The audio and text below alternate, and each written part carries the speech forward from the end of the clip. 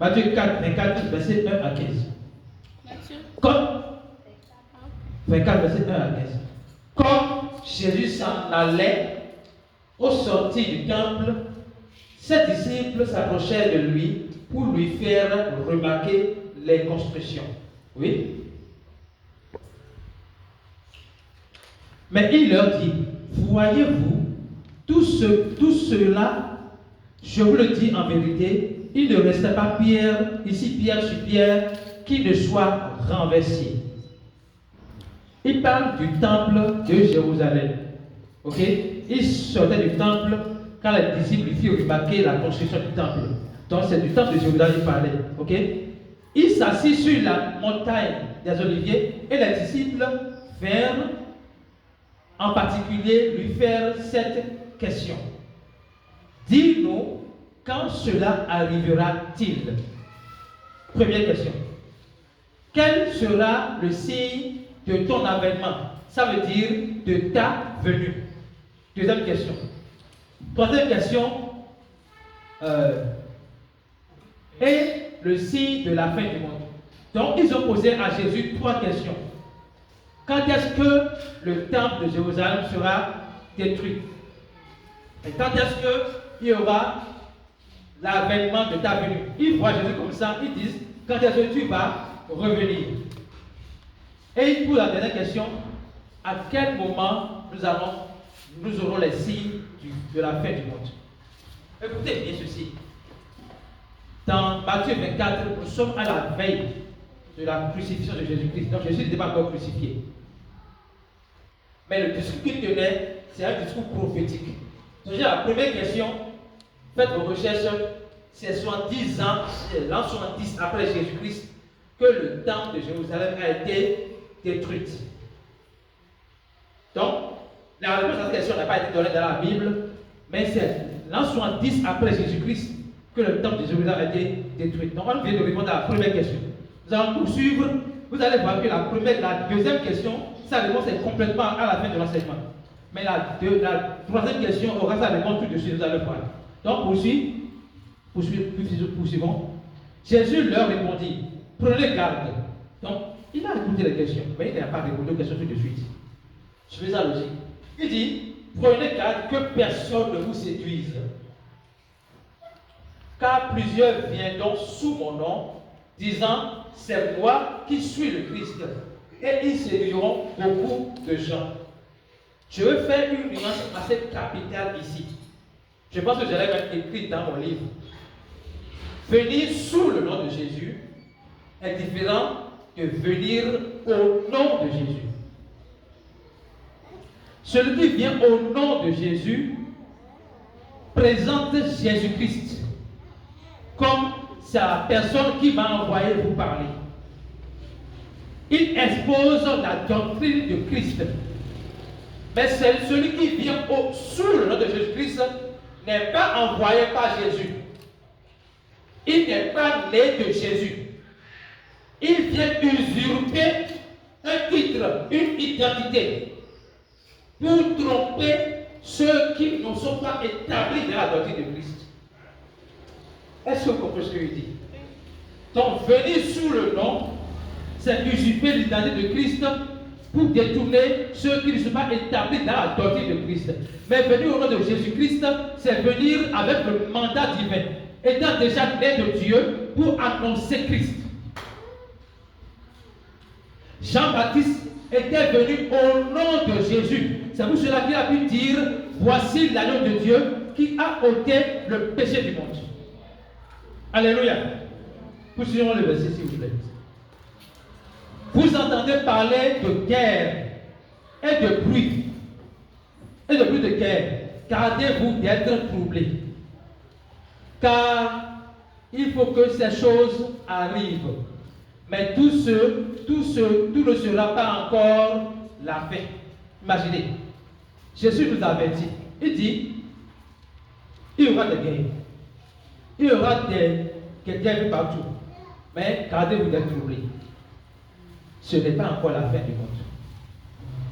Je m'arrête ici pour faire une grande nuance entre la fin du monde et les derniers temps. suivez attentivement, s'il vous plaît. Je fais une nuance claire entre la fin du monde et les derniers temps. Qu'est-ce qui marque les derniers temps? Qu'est-ce qui marque la fin du monde? Parce que les gens font souvent la confusion entre les derniers temps et la fin du monde. On entend quelqu'un par ici, nous sommes dans les derniers temps, nous sommes dans les derniers temps. La fin du monde est là. Il y a une différence. Les derniers temps, on va les comprendre tout à l'heure avec Hébreux 1, verset 2. Acte 2, verset 16 et 17. Hébreux 1, verset 2, on va revenir ici bientôt. On va revenir ici. C'est continuer. Hébreux 1, verset 2. Hébreux 1, verset 2. Les derniers temps. C'est ensemble que nous allons définir les derniers temps. Ok? Dieu, dans ces derniers temps, nous a parlé par le Fils, qu'il a établi héritier de toutes choses, par lequel il a créé le monde. Dieu, dans les derniers temps, nous a parlé par le Fils. Qu'est-ce qui inaugure les derniers temps? Ou qui inaugure les derniers temps? Ou quelle parole inaugure les derniers temps selon ce verset? Je veux que nous soyons en communication. Qui inaugure les derniers temps? Quelle parole inaugure les derniers temps? Selon ce verset. Dieu nous parle par le Fils qui est Jésus-Christ. Donc c'est l'évangile de Jésus-Christ là qui inaugure les derniers temps. C'est le sacrifice de Jésus-Christ à la croix qui inaugure les derniers temps. Quand il dit inaugurer, qui ouvre la voie des derniers temps. Quand on parle des derniers temps, c'est après la résurrection de Jésus-Christ. Est-ce que vous suivez? Quand on parle des derniers temps, c'est après la résurrection de Jésus-Christ. Les derniers temps commencent avec la résurrection de Jésus-Christ. Et il y a une phrase qui est qu'on va voir dans le verset qu'on va lire tout à l'heure, et dans Matthieu, vous allez voir que Jésus même dit que si vous voyez les guerres, les nations se combattre, les rois se combattre, il ajoute, ce n'est que le début du commencement des douleurs de l'enfantement. Début, il bébé, et il faut mère. Est-ce que vous suivez? Lisons Acte 2, versets 16 et 17. Je serai un peu rapide, mais essayez de suivre, vous allez pouvoir comprendre. Par la grâce de Dieu. Mais c'est ici qu'il a été dit par le prophète Joël. Ok? Oui.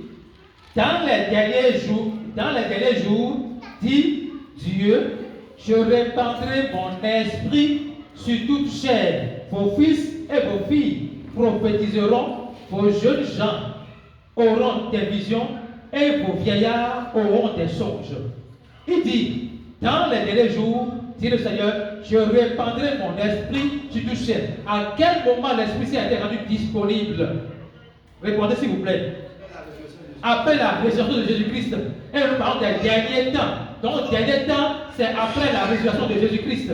Et quand on parle de je répandrai mon esprit sur toute chair, il n'y a pas les animaux dans la catégorie de cette chair-là. Et ce n'est pas également tout le monde. C'est ceux qui reçoivent le Saint-Esprit. C'est ceux qui reçoivent le baptême de Jésus-Christ, qui reçoivent le Saint-Esprit en eux. Est-ce que ça suit? Que le Seigneur donne la grâce de comprendre. Alléluia. Revenons à notre verset, Matthieu 24. On va poursuivre. Donc, verset 7 maintenant. Donc, Jésus dit, mais si vous voyez les guerres, les tremblements de terre, ce n'est pas encore la fin. Donc, on a clarifié les derniers temps, on veut maintenant clarifier la fin du monde. Parce que c'est deux vérités différentes. Une nation s'élèvera contre une autre nation, et un royaume contre un royaume. Et il y aura en divers lieux des famines et des tremblements de terre. Il y aura en divers lieux des famines et des tremblements de terre. Tout cela, je veux que tout le monde lise. Lisez ce que vous voyez.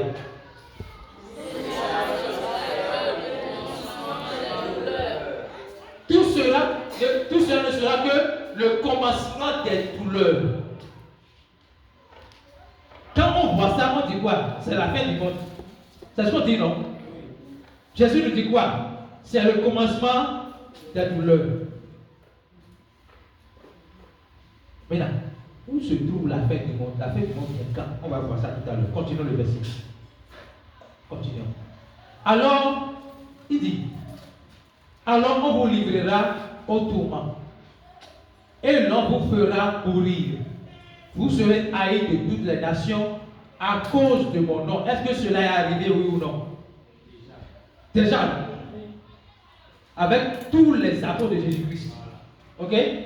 Donc, il le disait en avertissement. Continuez, verset 10. Alors aussi, plusieurs succomberont et ils se trahiront, se haïront les uns les autres. Il parle de qui encore? De ceux qui ont cru en lui. De ceux qui vont croire en lui après sa résurrection. Parmi vous, il y aura des gens qui seront persécutés, mis à mort. Mais parmi vous, il y aura des gens qui vont succomber, ne pas mourir ici. Succomber veut dire chuter et laisser le zèle de la parole. Ok? Et les gens vont se trahir et vont se haïr les uns les autres. Continuons. Plusieurs faux prophètes s'élèveront et ils séduiront beaucoup de gens. Il revient encore sur là-dessus. Ce qu'il a dit là, ça c'est déjà accompli, mais ça, ce n'est pas encore accompli. Merci, continuons. Et parce que l'iniquité sera accrue, la charité du plus grand nombre se refroidira. Mais ce n'est pas le cas. Continuons le verset. Mais celui qui persévérera jusqu'à la fin sera sauvé. Celui qui persévérera jusqu'à la fin sera sauvé. Il avertit ses apôtres et tous ceux qui vont croire en lui des réalités des derniers temps. Et il leur dit, le péché, le mal sera si accru que l'amour de grand homme sera refroidi. Maintenant, il dit, ceux qui vont persévérer jusqu'à la fin seront sauvés. Je reprends. Il parle à ceux qui vont croire en lui, donc qui sont déjà sauvés prophétiquement. Vous me suivez? Et il leur dit, lorsque vous allez persévérer jusqu'à la fin, lorsque pendant les derniers temps, vous allez tenir ferme dans la douleur, jusqu'à triompher de la douleur, vous serez sauvés. De quel salut il parle? Comme c'est un temps limité, je vais être un peu rapide. Nous avons 3 types de salut. Il y a le salut instantané, qui est le salut qu'on reçoit en esprit. Il y a le salut progressif, qui est le salut de l'âme. Il y a le salut futuriste, qui est la récompense que nous recevons lorsque notre corps est glorifié. Autrement, écoutez bien, nous sommes sauvés en esprit, nous sommes en train d'être sauvés dans notre âme, et nous serons sauvés dans notre corps glorifié. Est-ce que vous comprenez? Mais dans ce corps glorifié, il y aura des gens qui vont recevoir des récompenses. Il y aura qui n'en recevront pas. Techniquement, ceux qui ne vont pas persévérer sont sauvés. Suivez bien. Ceux qui ne vont pas persévérer, ceux qui vont succomber, ne vont pas persévérer, ils sont sauvés. Mais ils ne sont pas récompensés. Est-ce que vous comprenez? Seigneur Jésus. Est-ce que vous comprenez? Vous ne répondez pas. Je vous intimide.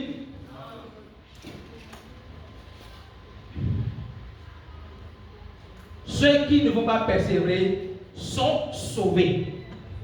Ceux qui vont persévérer jusqu'à la fin sont également sauvés. La différence est que les uns ne recevront pas de récompense, mais nous allons recevoir des récompenses. Il y a un verset qui illustre cela clairement.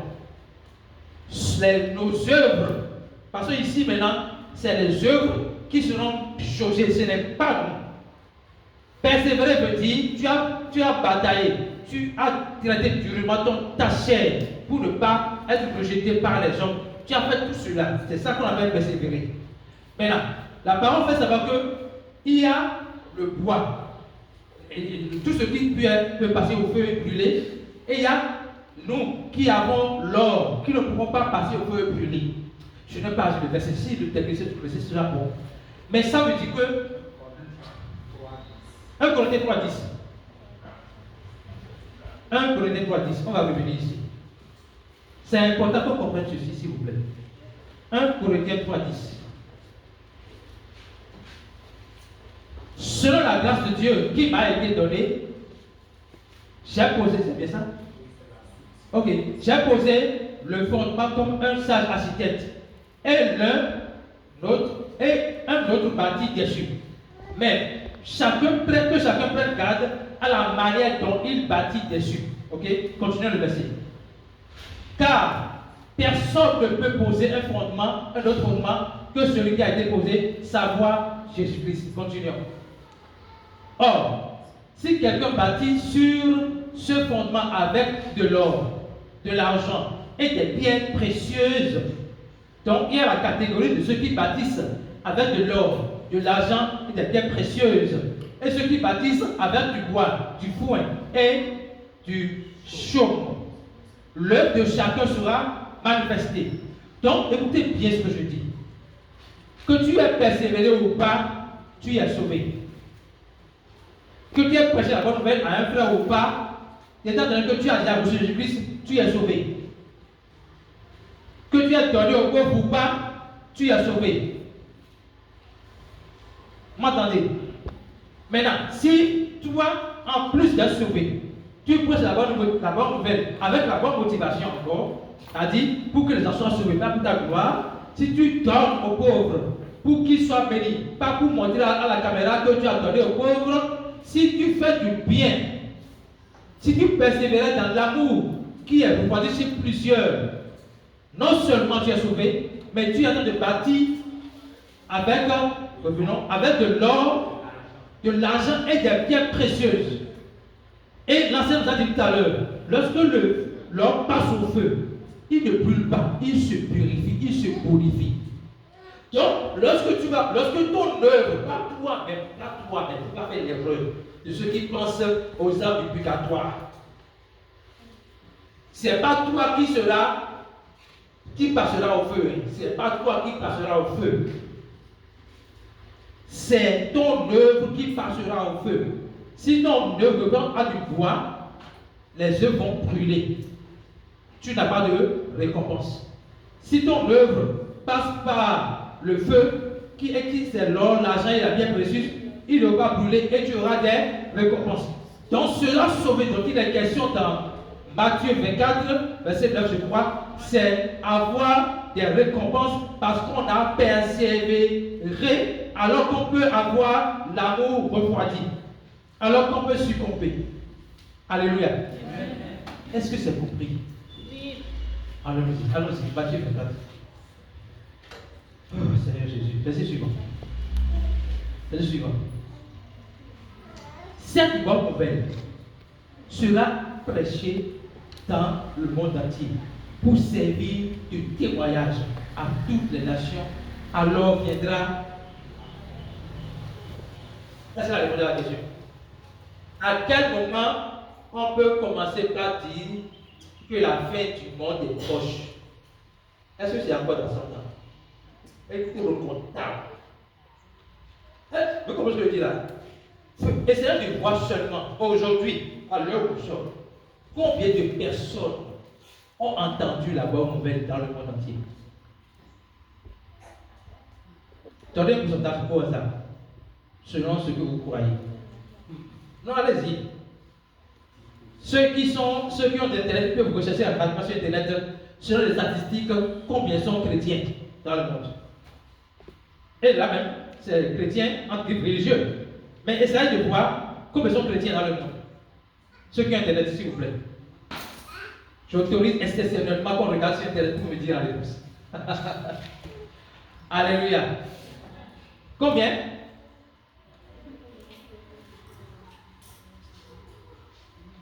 dit, lorsque cette bonne nouvelle du salut par la foi, par la création de la foi sera prêchée dans le monde entier, c'est à ce moment-là que viendra la fête. Cela veut dire quoi? Si nous sommes 7 milliards de personnes, c'est 7 milliards, on est aujourd'hui 12 milliards. En tout cas, si on est 7 ou 8 milliards aujourd'hui dans le monde, si les 7 ou 8 milliards ont entendu la bonne nouvelle, la fin du monde est là. Environ 2,5 milliards. Imaginez. Donc, le quart du monde est en Christ. Donc, imaginez, on a fait 2000 ans après Jésus et le quart du monde est en Christ. Donc, combien de 2000 ans on aura encore? Donc, ceux qui agissent fin du monde là, c'est comme s'ils n'ont pas étudié en profondeur la réponse de Jésus sur la fin du monde. Donc, voici la réponse de Jésus sur la fin du monde. La fin du monde viendra quand tous les êtres humains sur la terre auront entendu la bonne nouvelle. Il n'a pas dit accepter, mais auront entendu la bonne nouvelle. C'est parce qu'il veut que tout le monde entende qu'il a dit allez dans toutes les nations pour aller annoncer aux gens la bonne nouvelle et faire des disciples. Les disciples, c'est ceux qui vont appliquer 2 Timothée 2.2, qui vont continuer le que vous avez commencé, là où vous avez prêché. Ils vont continuer à prêcher l'évangile pour que d'autres personnes puissent recevoir l'évangile et ainsi le monde qui croit en Jésus va s'agrandir. Alléluia. Donc voilà la leçon, la fin du monde. Alléluia. Maintenant, il reste une dernière question. Jésus, tu reviens quand? Allons au verset 36. Jésus, tu reviens quand? Je crois que je vais faire pour les 30 minutes. Et je pense que ça passe bien. Bien, ça passe? Jésus, tu reviens quand? Ici, je m'appelle une révélation que je ne vais pas avec vous. Soyez prêts. Pour ce qui est du jour et de l'heure, personne ne le sait, ni les anges des cieux, ni le Fils, mais le Père seul. Continuons. Suivez bien. Continuons. Ce qui arrivera du temps de Noé arrivera. Écoutez, vous avez compris que là, quand ça répond à la question 2. Quand ça se vient, ok? Ce qui arrivera du temps de Noé arrivera de même à l'avènement du Fils de l'homme. Arrivera de même à la venue du Fils de l'homme. Suivez bien. Avènement, je dis la venue. Alléluia. Car les jours qui précèdent le déluge, les hommes mangeaient et buvaient, se mariaient et mariaient leurs enfants, jusqu'au jour où Noé entra dans l'arche. Maintenant, pour ceux qui ne comprennent pas le déluge, je veux rapidement contextualiser le déluge. Le déluge n'est pas une colère que Dieu a démontrée pour punir un peuple. Que ça parle qu'il est dans votre esprit. Le déluge, c'est la conséquence du péché. Donc si vous allez lire là où c'est dans le livre où Noé expliquait les choses, il disait que les pensées des hommes, écoutez-moi, suivez s'il vous plaît, les pensées des hommes étaient constamment tournées vers le mal. A dit, tous les hommes avaient leurs pensées constamment tournées vers le mal. Et Dieu décide de les sauver parce que la conséquence de ce péché, c'est la mort. Le salaire du péché, c'est la mort. Imaginez que, c'est l'exemple que je donne souvent pour que vous compreniez, que l'État nous dit, Cotonou sera complètement inondé demain. Complètement inondé. Il n'y aura plus de vie si vous demeurez à Cotonou. Venez à Caravi si vous voulez avoir la vie. Et vous dites non, je reste à Cotonou. Or, de manière technique, ils ont fait une étude pour vous dire, Cotonou sera complètement inondé. Si vous voulez sauver votre vie, venez à Calavi et vous refusez. Lorsque vous allez mourir dans l'eau, est-ce que c'est l'État qui vous a tué? C'est cela le déluge. Le déluge, c'est la conséquence du péché. Le Seigneur dit, à cause de vos péchés, il y aura déluge. Ce n'est pas moi qui ai créé le déluge. C'est la conséquence de vos péchés. Mais moi, j'ai envie de vous sortir de là. Pour ça, j'ai demandé à Dieu de créer, de concevoir l'arche. Et nous savons qu'en typologie, l'arche était Jésus-Christ en typologie. Donc, celui qui entre dans l'arche ne subit pas le déluge. Bien que le déluge dévaste les gens, lui ne subit pas le déluge juste parce qu'il est entré dans l'arche. Et si l'arche est un typologie de Jésus-Christ, alors on peut savoir que. Regardez.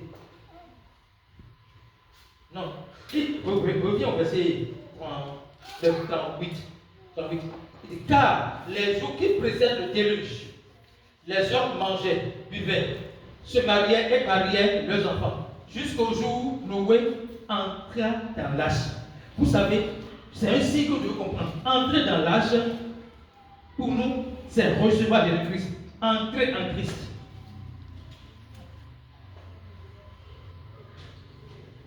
Est-ce que vous suivez? Je ne vais pas encore dire ce que je vais dire. Verset 39. Et il ne se doutait de rien, jusqu'au jour où le déluge vint et les emporta tous. Il en sera de même à l'avènement du Fils de Dieu. Il en sera de même à l'avènement du Fils de Dieu. Écoutez bien et suivez bien, parce que je sais quelque part. À l'avènement du Fils de Dieu, à la venue du Fils de Dieu, il y aura ceux qui vont décider de rentrer dans l'âge et qui vont se foutre de l'évangile. À l'avènement de Jésus, de la venue de Jésus, à la venue de Jésus, il y aura ceux qui vont accepter d'entrer dans l'âge et ceux qui vont se foutre d'entrer dans l'âge. Là, c'était l'évangile. Heureusement, on a accepté l'évangile. Tout bien. Donc, on est déjà dans